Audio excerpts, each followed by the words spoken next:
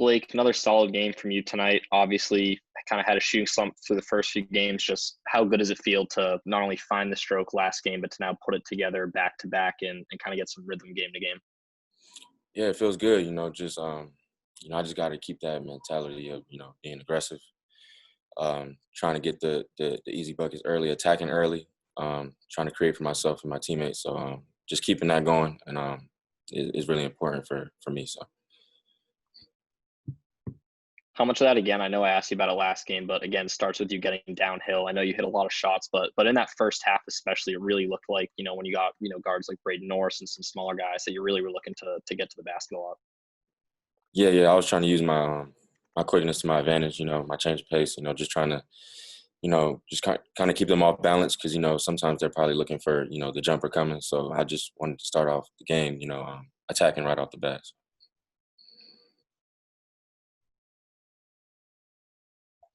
Hey, Blake, this is Sean back in Richmond. I'm sorry. Congratulations on the win. Thank you. I know you guys had that big lead in the second half, and they dwindled it down to a one-possession game. But moving forward, can something like that, them having a rally and you kind of ending it, that can help you guys out moving forward? Yeah, I think so. But, for us, it's important to, we got to keep the foot on the gas the whole game. We can't really let up like we did these past two games. When we have these couple of days off, we probably gonna, emphasize, playing hard, for the full 40 minutes. We can't let up on defense, especially. So I think that's something that's really important for us to have moving forward because we can't keep letting teams come back because everything is not going to go our way in a sense. So we gotta make sure we're executing at a high level for 40 minutes. Is that just like it comes with the territory? You have the big lead, and then maybe a couple of possessions you lay off a little bit on defense, and it's kind of like a snowball effect?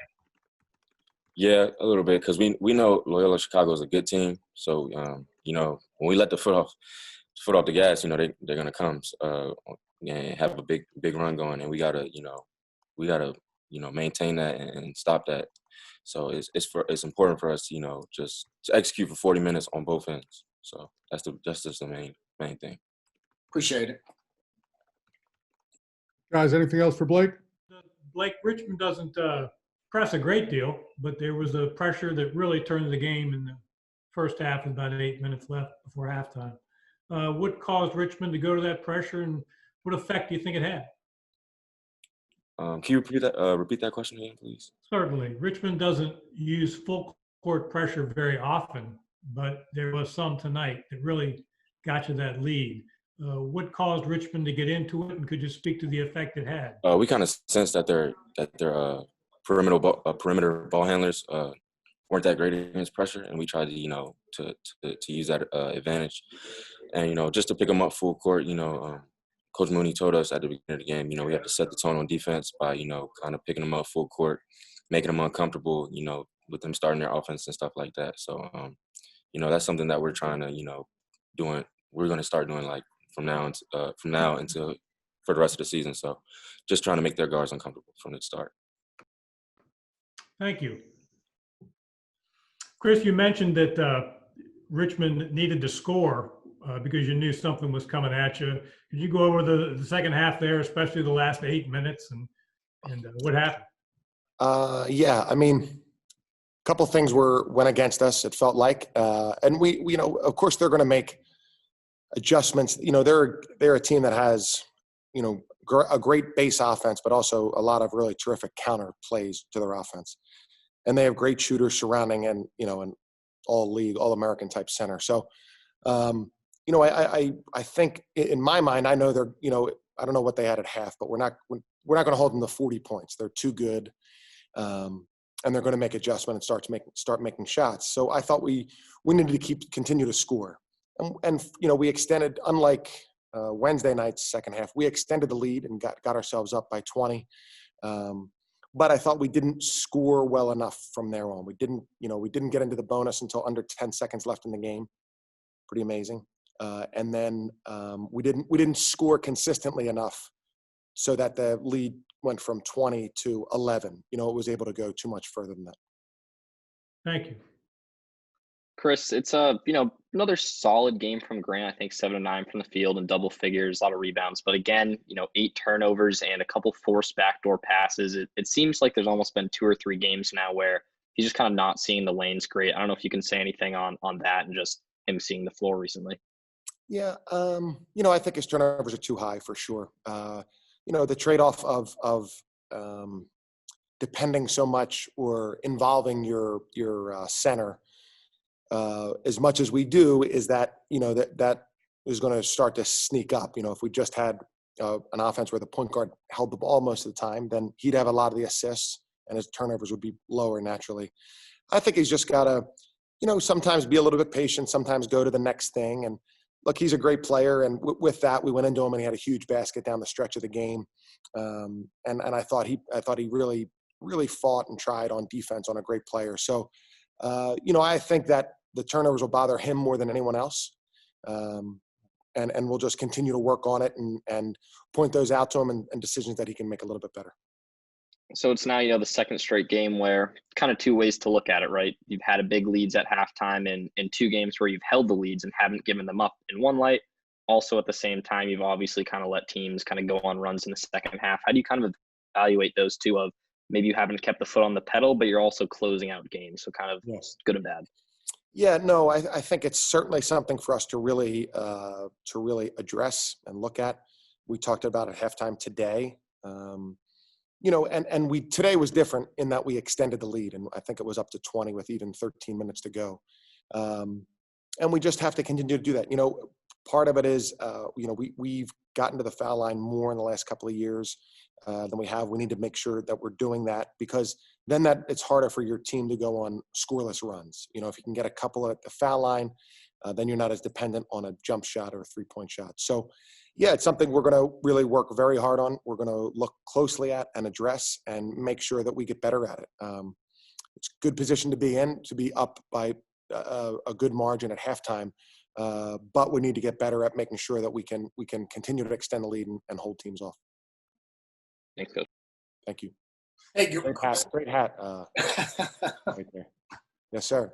Congrats on the win, Chris. Thanks, Sean. Hey, I asked Blake and I asked you the same thing. I mean, I know you wanted to have a big lead and maintain it throughout the second half, but you were able again to fight off another storm by another opponent. Moving forward, I mean, can that be something you learn on and build off of, that you're able again to fight off these big rallies in the second half and was able to come out with the win? I believe so. I could, I thought at the Vanderbilt game, maybe I should have substituted more in the first half, so that we were really more in attack mode coming out in the second half. That's something that's, as coaches, we can look at. Our mentality has to be to continue. And again, today we did. Today was far different. The Vanderbilt game, they came out right away and got it from maybe 24 to 15 in the first, 5 or 6 minutes. Today was different in that we extended it.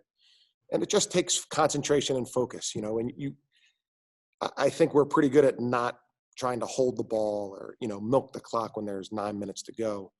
At the same time, you want to make sure you score every time and or give yourself the best chance to score. And like I said, not getting to the bonus until under 10 seconds, that's something we need to be better at. And that's something we need to be, that sometimes can be a sign that we need to be more aggressive. And I think we'll look at it like that. Is it just human when you have a big lead like you guys did in the second half that there's a tendency to kind of maybe play off a guy a little bit more because one shot is not going to, get them back from a 20-point deficit, and then one possession becomes 2 and 3. It's kind of like a snowball effect at that point. For sure. Both sides of the court, you want to, and that was the word we kept using at halftime was stay aggressive, be aggressive, be aggressive.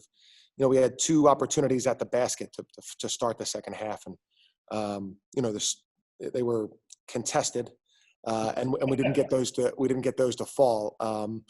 But I just think that it's definitely human nature. It's also human nature for the other team to really ramp up their intensity and their creativity of what they're trying to do. Knowing that, we can respond. We certainly can respond better. Thanks, Chris. Thank you, Sean. Chris, 6-1 after this part of the schedule.